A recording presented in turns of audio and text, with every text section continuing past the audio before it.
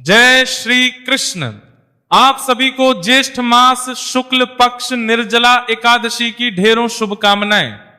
प्रिय भक्तों, आज के इस वीडियो में हम बात करेंगे कि निर्जला एकादशी का व्रत इस वर्ष 2026 में कब करना है। और उससे बड़ा प्रश्न जो आपका है वो ये कि निर्जला एकादशी का व्रत करना कैसे चाहिए। संपूर्ण पुराणों से मैं जानकारी आपके लिए लेके आया हूं। इस एकादशी के व्रत करने के नियम क्या हैं, कैसे व्रत किया जाता है, क्या खाया जाता पिया जाता है, जल पीने का नियम क्या है। जल पीने के नियम को लेकर बहुत बड़ा भ्रम है। सही जानकारी आपको बताऊंगा कि पुराण क्या कहते हैं, कितने बजे तक जल पी सकते हैं, इसके बाद नहीं पीना चाहिए। व्रत वाले दिन आजमनी के रूप में कितना जल ले सकते हैं और अन्य किस किस रूप में जल का प्रयोग किया जा सकता है। साथ ही बताऊंगा पूजा कैसे की जाती है और व्रत जो है पूर्ण कैसे होता है, पारण कैसे होता है। संपूर्ण शास्त्रीय जानकारी है, सारी जानकारी पुराणों से है, तो वीडियो अंत तक देखें और पूरा लाभ लें। आप जानते हैं कि हमारी 4 पीढ़ियां पांडित कर्म में बीती है। इस हमारे पास वो सभी पुराण हैं जो आज विलुप्ति की कगार पर हैं और वही जो महन या ऋषियों द्वारा लिखे गए हैं, वहीं से ये महत्वपूर्ण जानकारी मैं आपके लिए लेके आया हूं।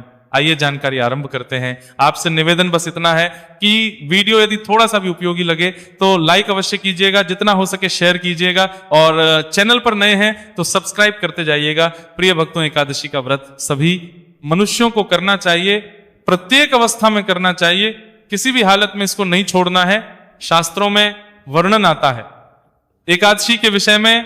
वेद व्यास जी महाराज कहते हैं कि सूतक पे ना भोगतव्य ना सोचे चा जन, अर्थात ये एकादशी इतना अधिक पुण्य देने वाली है, इतनी महत्वपूर्ण है कि इस एकादशी का त्याग किसी भी परिस्थिति में नहीं करना चाहिए, चाहे सूतक ही क्यों ना लगा हो।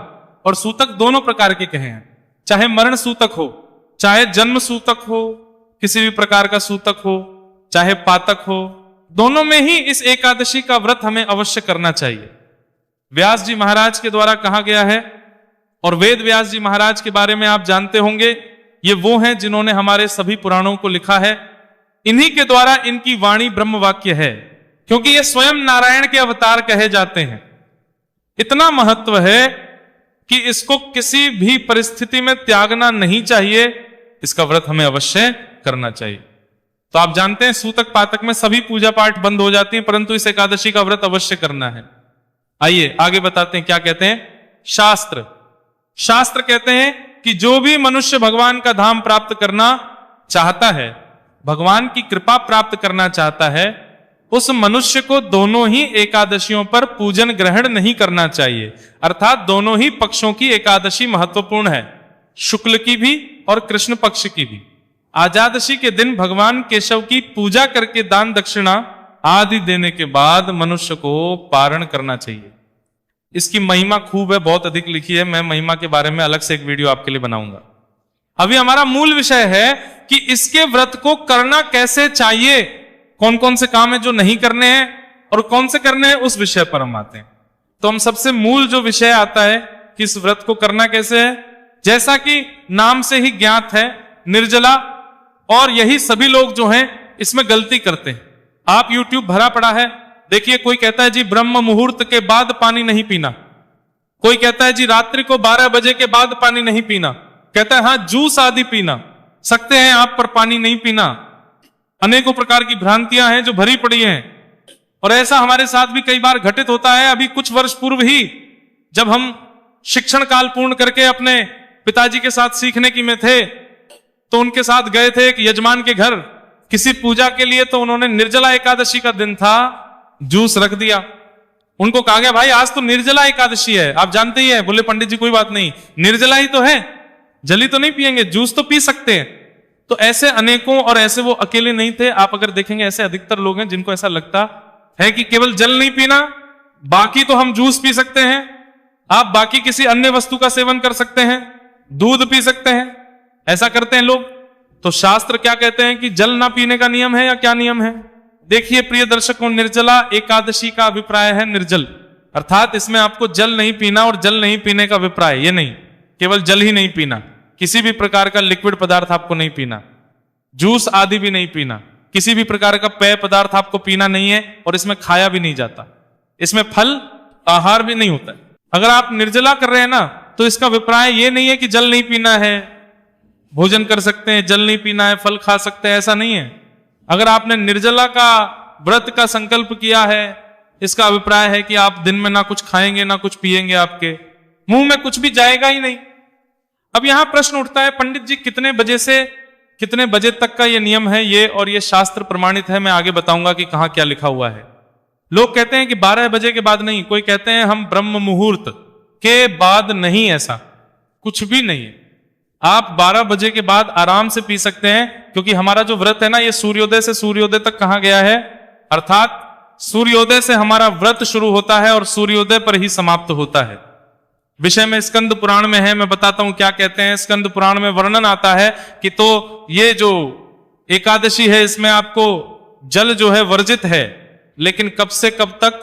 सूर्योदय के बाद से, और अगले सूर्योदय तक, जब द्वादशी का सूर्योदय हो जाएगा तो आप जल पी सकते हैं। व्रत आदि का, पारण आदि का पूजन करने के बाद हाँ, तो रात्रि का 12 का नियम कोई कहे जी ब्रह्म मुहूर्त तक नहीं पी सकते, ये कहिए कि आप अपना नियम मानिए। मुझे जो ज्ञात है मैं अपना नियम मानता हूं, ये शास्त्रीय प्रमाण बता रहा हूं मैं आपको, तो ऐसा कुछ भी नहीं है। सूर्य उदय होने से पहले आप जितनी मर्जी मात्रा में पानी पी सकते हैं। हाँ, यहां एक चीज बताता जाऊं आपको कि कुछ लोग क्या करते हैं, सुबह सुबह बहुत सारी चीजें खा लेते हैं। कुछ लोग घी पी लेते हैं, उनको लगता है कि इससे ना प्यास लगेगी और ना ही भूख लगेगी, आराम से हमारा व्रत हो जाएगा।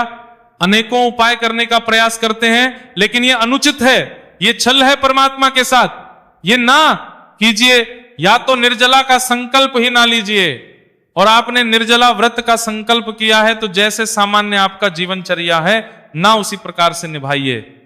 सूर्योदय के पहले जल के अतिरिक्त अन्य कुछ भी खाना पीना नहीं है। व्रत जब शुरू हो रहा है, सूर्योदय से पहले उस समय भी आप केवल जल ही पिए, ऐसा नहीं कि बहुत सारी चीजें खा पी लें। अच्छा, अब इसमें एक बात और बताऊं कि यहां पे ना शास्त्रों में कुछ जल पीने के लिए भी कहा गया है कि जल का प्रयोग इस निर्जला एकादशी के व्रत में आप कहां कहां कर सकते हैं। मैं अब वो बताता हूं आपको कि शास्त्र क्या कहते हैं, कब और कितना कहां हम जल ले सकते हैं। शास्त्र कहते हैं कि कंठस्थ अर्थात कुल्ला जो हम करते हैं ना, जब भी जो लोग शौच आदि जाते हैं तो शास्त्रीय नियम है कि आपको कुल्ला करना चाहिए, 3 बार कुल्ला करना चाहिए, तभी उस शौच की शुद्धि होती है। अगर आप दिन में स्नान आदि के बाद जा रहे हैं तो, क्योंकि हम सायंकाल को भी पूजा, तो कुल्ला आदि जो हम करते हैं उसमें हम जलमुख में ले सकते हैं, क्योंकि वो हम पीते नहीं हैं। और कहा आचमनम, जो हम आचमनी करते हैं, जब आप पूजा करने बैठेंगे, एकादशी की पूजा करेंगे, पारण के दिन की पूजा करेंगे, मैं पूजा की विधि आपको बताऊंगा। तो पूजा में जब हम बैठते हैं तो हमें 3 बार जल आचमनी करनी होती है।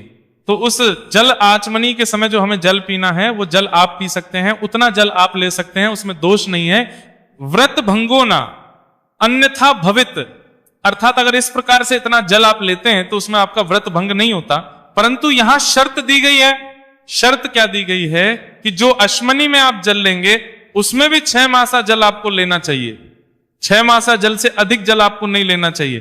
तो इतना जल आप अपने मुख में ले सकते हैं और पी भी सकते हैं। वो 6 मासा जल क्या होता है, आप 3 बार आचमनी का हम लोग पूजा में, तो उस प्रकार से 2-2 बूंद जल, 6 बूंद जल हो जाती है, और इसे 6 मासा जल के आसपास वो आ जाता है। तो इतना जल जो है ना, वो हम अपने मुख में ले सकते हैं, पी भी सकते हैं। ये जल कभी भी आपके व्रत को खंडित नहीं करता है। इस शास्त्र प्रमाणिक बात है जो मैं आपको बता रहा हूं। इन दोनों के अलावा कुल्ला करने के निमित्त और आचमनी पूजा पाठ के लिए, जो आचमनी के लिए आप जल लेंगे, इसके अतिरिक्त कोई भी जल मुख में आपको नहीं रखना है, न ग्रहण कर रहा है। अब यहां प्रश्न उठता है कि पंडित जी हमें कई बार दवाई लेनी होती है, बहुत से बुजुर्ग लोग भी हैं, उनकी तो दवाइयां चलती रहती हैं, तो अब हम क्या करेंगे? तो देखिए, ऐसी अवस्था के लिए शास्त्र कहते हैं कि दवाई आप ले सकते हैं। दवाई लेने के लिए आप जल पी सकते हैं, चाहे सामान्य आयु वर्ग के लोग हों, चाहे वृद्धजन हो। औषधि लेने की मनाही नहीं है, और औषधि तो पानी से ही ली जाएगी। तो जितना पानी आवश्यक हो औषधि लेने के लिए, उसमें कोई दोष नहीं, आपका व्रत खंडित नहीं होता। औषधि से कभी भी व्रत खंडित नहीं होता है। देखिए, आपका स्वस्थ रहना बड़ा आवश्यक है। अगर आप स्वस्थ रहेंगे, आपका शरीर अच्छा रहेगा, तो आप अगले वर्ष फिर से व्रत कर पाएंगे। इसीलिए कभी भी आपको ऐसा लगे कि हाँ दवाई लेना आवश्यक है, तो आप ले सकते हैं, इसमें शास्त्रों के कहीं मनाही नहीं है। अच्छा, अब यहां एक प्रश्न ये उठता है, हमारा जो अधिकतम जो समाज है, बड़ा समाज, बड़ा तबका, वो निर्जल एकादशी नहीं रख पाता है आज के समय में। बड़ा तबका है जो निर्जल नहीं रख पाता, चाहे उनके कार्य की परेशानियां देखें, क्योंकि सभी को दूर दूर बहुत सारा परिश्रम करना पड़ता है, चाहे उनको अपने रोजगार पे जाना है या जीवन के अनेकों संघर्ष है सभी के। तो जो लोग निर्जल इस व्रत को नहीं रख पाता सकते ना, वो जल पी के भी इस व्रत को कर सकते हैं। ऐसा नहीं है, करना है तो निर्जल ही करें, अन्यथा ना करें। तो आप इसको जल पी के भी कर सकते हैं। और अगर आप चाहें तो जैसे हम सामान्य एकादशी करते हैं ना, फल आहार करके भी आप इस एकादशी का व्रत कर सकते हैं। परंतु इसमें और उसमें अंतर यह है कि आपको जो निर्जला एकादशी का पुण्य फल कहा गया है ना, वो नहीं प्राप्त होगा। निर्जला एकादशी का निर्जल रह के व्रत करने से, सभी नियमों का पालन करके व्रत करने से जो पुण्य मिलता है, वो शास्त्र कहते हैं कि 12 शुक्ल पक्ष की एकादशी और 12 कृष्ण पक्ष की एकादशी के करने का पुण्य फल ये अकेली एकादशी दे देती है। तो ये पुण्य फल तो आपको नहीं प्राप्त होगा जब आप जल पीते हुए या सामान्य प्रकार से व्रत करेंगे, परंतु आपको व्रत का पुण्य तो अवश्य मिलेगा, एकादशी का पुण्य तो आपको अवश्य मिलेगा। इसीलिए व्रत अवश्य कीजिएगा। जो लोग निर्जल ना कर सके वो व्रत अवश्य करें। यहां पे एक जानकारी और बताऊं आपको कि बहुत सारे लोग हैं जो एकादशी के व्रत में सेंधा नमक का प्रयोग करते हैं, कहते हैं व्रत वाला नमक। तो मैंने पहले भी इसके विषय में बताया है कि अगर आप ये नमक प्रयोग करते हैं तो ये भी आपको पूर्ण प्रभाव नहीं देता है। एकादशी का पुण्य जो है वो आपके भोजन पर आधारित है, जैसा खा रहे हैं उसके अनुसार वह घटता चला जाता है। यहां पे कई बार हमारे कुछ ऐसे दर्शक भी होते हैं जो किसी कारण से बीमार होते हैं या किसी परेशानी में होते हैं, जिस कारण से व्रत नहीं कर पा रहे हैं। उनको लगता है कि हमसे तो बहुत बड़ा अवसर छूट जा रहा है। तो आपको क्या करना है कि आप भगवान नारायण से सुबह प्रार्थना कर लीजिएगा उठ के कि प्रभु आज इस एकादशी पर हमारी ये अवस्था है, इस कारण से हम व्रत नहीं कर पा रहे हैं, हमारी क्षमता इस प्रकार से कर दीजिए, हमारे इन परेशानियों को दूर कर दीजिए, जिससे कि हम अगले वर्ष इस एकादशी को पूरी सामर्थ्य के साथ करें। तो ईश्वर आपको अवश्य ही वह सामर्थ्य भी प्रदान करेंगे और आपको किसी प्रकार का दोष भी नहीं लगेगा। बस सच्चे मन भगवान से प्रार्थना अवश्य कर लीजिएगा, आपका यह एकादशी का दिन आपको खूब पुण्य देके जाएगा। पानी के विषय में जो बड़ा प्रश्न था, सभी का आशा करता हूं कि आपको साफ हो गया होगा कि पानी कब पीना है, कब नहीं पीना है, कितना पीना है, कितना नहीं पीना है। प्रश्न उठता है कि हमें निर्जला एकादशी पर सुबह से शाम तक क्या करना है, सुबह से शाम तक के नियम क्या है। प्रिय भक्तों, सबसे पहले जब आप उठेंगे तो उठते ही आपका अगर नित्य कर्म है कि आप अपने हाथों को रगड़ और उसके बाद भगवान के दर्शन वहां करते हैं तो अच्छी बात है। आप जो करते हैं वो कीजिएगा और भगवान से हाथ जोड़ के नमस्कार करते हुए निवेदन करना कि हे प्रभु, आज निर्जला एकादशी का दिन है, मुझे इतनी शक्ति और सामर्थ्य दीजिए कि मैं इस दिन पर आपका व्रत विधि विधान से कर पाऊं और आपके निमित्त आज जो भी कर्म किए जाने हैं उन सबको मैं अच्छे से कर पाऊं, इतनी मुझे शक्ति दीजिएगा। इसके बाद आप स्नान कीजिएगा। प्रातः काल का स्नान गंगा जल युक्त जल से अगर करते हैं तो बहुत कल्याणकारी है। नहाने के जल में थोड़ा सा गंगा मिला लीजिएगा। यहां आरंभ में ही बताऊं, शास्त्र कहते हैं कि ये जो एकादशी है ना, इस पर किया जाने वाला पुण्य अक्षय होता है। अक्षय अर्थात वह पुण्य जो कभी नष्ट नहीं होता। जो आज आप सदकर्म करेंगे, जो आप कमाई करेंगे ना पुण्यों की, वो कभी नष्ट नहीं होती, नाश नहीं होती, सदा आपके साथ रहती है, आपके भाग्य को जगा के रखती है और जिनका भाग्य सोया हुआ है उसको जागृत करती है। इसीलिए आज किया जाने वाला व्रत, पूजा, जप, दान, ये सब अक्षय पुण्य देने वाला है। तो प्रातः काल का स्नान सूर्योदय से पहले कर लें, सबसे अच्छा रहेगा। गंगा जल युक्त जल से अवश्य कीजिएगा। स्नान के समय की बात करूं तो ध्यान दीजिए कि इस दिन ना तो दातुन की जाती है और ना ही टूथपेस्ट या मंजन जो आप घर में प्रयोग करते हैं ना, ये करना चाहिए, क्योंकि इनमें या तो केमिकल होता है या तो नमक होता है और दोनों ही आपके व्रत को खंडित करते हैं। इसलिए सावधानी, आप या तो कोई किसी फूल पत्ती आदि का पाउडर हो तो वो प्रयोग कीजिए, अन्यथा व्रत वाला मंजन आता है वहां प्रयोग कीजिए। ये जो आप घर में रखते हैं इनमें नमक और केमिकल है, ये व्रत को खंडित। अब स्नान आदि से निवृत्त होकर सूर्य को जल अवश्य दीजिए, माता तुलसी को जल दीजिए। अगर रविवार का दिन ना हो तो पीपल को भी जल अवश्य दीजिए, क्योंकि आज का किया गया पुण्य अक्षय होगा। और यहां बता दूं कि एकादशी पर तुलसी पूजन उत्तम होता है, वर्जित नहीं है, अवश्य करना। अगर कभी रविवार का दिन हो तो नहीं करना है, अन्यथा एकादशी पर आपको अवश्य करना चाहिए। इस दिन आपको पितरों का तर्पण भी अवश्य करना है। गीता का 7वां अध्याय पढ़ते हुए या सुनते हुए पितरों को तृप्त करना है, क्योंकि यह भी अक्षय तृतीया देने वाला है। इसकी विधि गीता के 7वें अध्याय के वीडियो में मैं आपको बताता ही हूं। ये जल आदि देने के बाद फिर आपने एकादशी का पूजन करना है। पूजा की विधि का वीडियो मैं आपके लिए अलग से अपलोड करूंगा। उसमें सामान्य जो पूजा विधि है या सामान्य जो आपका सामग्री होती है पूजा की, उसके साथ में पूजन की पूरी जानकारी आपको देता हूं, जिससे कि आप सरल विधि से पूजन कर पाते हैं। बस वो वीडियो चला दीजिएगा और आपका पूरा पूजन बड़ी सरलता से हो जाएगा। पूजन करके आपको कथा सुननी है और कथा के साथ विष्णु नाम का श्रवण अवश्य करना है, मैं बताऊंगा आपको। और उसके बाद आरती करनी है। आपकी सुविधा के लिए ये तीनों ही चीजें मैं हर एक एकादशी पर एक ही वीडियो में अपलोड करता हूं। उससे आपका समय बचता है, अलग अलग वीडियो ढूंढने में समय बचता है।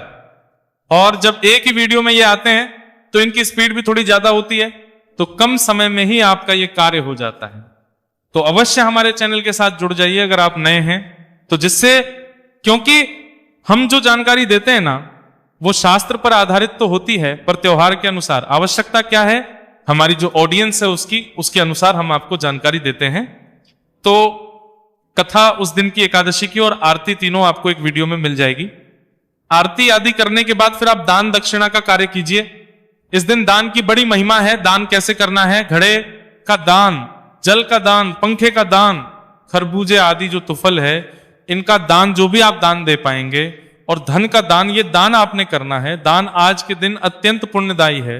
तो जो भी आप दान देना चाहे, या तो जो ब्राह्मण है उनसे आप संकल्प करवा लीजिए, अन्यथा वो जो दान देना है आपको ना उसको वहां रखिए, अपने पूजा स्थल पर हाथ में जल लीजिए और भगवान नारायण का कि भगवान से निवेदन कीजिए कि प्रभु आज इस एकादशी के अवसर पर मैं ये सामग्री आपके निमित्त अर्पित कर रही हूं या कर रहा हूं, इसे आप स्वीकार करें। और इस प्रकार से वो जल चारों तरफ घुमा के और छोड़ दीजिए, और उसके बाद वो संपूर्ण सामग्री आप किसी भी योग्य ब्राह्मण को दे दीजिए। आपने आज का दिन खाली नहीं जाने देना है। आज घड़े के दान की बड़ी महिमा है। अब आप कहेंगे पंडित जी आजकल पंडित लोग तो घड़ा लेते नहीं है जी। तो देखिए आप पीपल के नीचे रख के आ सकते हैं, तुलसी है, तुलसी के पास तुलसी माता को घड़ा अर्पित कर सकते हैं, पर आपने जल का भरा घड़ा आज दान अवश्य देना है, या पेय पदार्थ साथ में ब्राह्मण को दे दीजिए। ये वो कार्य हैं जो आपने करने हैं। पितृदर्पण हो गया और दान हो गया, पूजन हो गया। शांत चित होते हुए दिन को व्यतीत कीजिए। भगवान के चरणों में मन को लगाते हुए सायंकाल को कीर्तन अवश्य करना है। अब कीर्तन यदि आपके आसपास नहीं होता है, क्योंकि सभी के आसपास ना तो मंदिर है ना हर मंदिर में कीर्तन होता है, तो भगवान नारायण कहते हैं कि ये स्तोत्र पाठ हैं जिनको सुन के या पढ़ के आप कीर्तन का फल प्राप्त कर सकते हैं। वो सभी स्तोत्र और पाठ मैं आपके लिए अलग से एक अपलोड करूंगा, उसका लाभ लीजिएगा। रात्रि काल को जागरण बड़ा कल्याणकारी है, पूरी रात्रि को जागरण कहा गया है। अब अगर आप पूरी रात्रि को ना कर पाए तो कम से कम 2 बजे तक अवश्य कीजिएगा। और जागरण का अभिप्राय यह नहीं है कि टीवी देख रहे हैं, बातें कर रहे हैं और समय व्यतीत कर रहे हैं, नहीं। भगवान का ध्यान करते हुए, पाठ सुनते हुए या पाठ पढ़ते हुए, आपके लिए वो सभी स्रोत पाठ में एक ही वीडियो में अपलोड करूंगा, उनका लाभ अवश्य दीजिएगा। और अगले दिन सूर्योदय से पहले उठ के स्नान आदि से निवृत्त होकर फिर पारण कीजिएगा। पारण का जो है ना वीडियो बड़ा विशेष, क्योंकि पारण के नियम अलग होते हैं, वो मैं आपको अवश्य ही अलग वीडियो में बता दूंगा, उसका लाभ लीजिएगा। और पारण करने के बाद आप अपने व्रत को खोल सकते हैं। इस प्रकार से आप ये निर्जला एकादशी का व्रत करेंगे। मैंने लगभग सभी नियम बता दिए हैं, अब बता देता हूं कि ये व्रत आपने करना कब है। प्रिय भक्तों, ये जो एकादशी है इसकी शुरुआत हो रही है 24 तारीख को 6:06 पर 24 जून को, और यह समाप्त होगी 25 जून को 8:09 पर। ऐसे में 25 जून को सूर्य के मुख से एकादशी रहेगी, तो 25 जून को ही निर्जला एकादशी किया जाएगा। सभी लोग इसी दिन व्रत करेंगे, श्रेष्ठ व्रत रहेगा। पूजा के लिए शुभ समय रहेगा सुबह 5:30 बजे से और 7 बजे तक। इसके अतिरिक्त अन्य भी मुहूर्त हैं जो समय समय पर मैं आपको बताता रहूंगा। चैनल पर नए हैं तो सब्सक्राइब करते जाइएगा। जितना हो सके वीडियो को शेयर कीजिए और लाइक करना ना भूलिएगा, क्योंकि आपका एक लाइक हमारे लिए बड़ा महत्वपूर्ण होता है। बड़ी मेहनत से हम जानकारी ढूंढ के लेकर आते हैं। और कमेंट बॉक्स में अवश्य लिखिए जय श्री हरि या ओम नमो भगवते वासुदेवाय।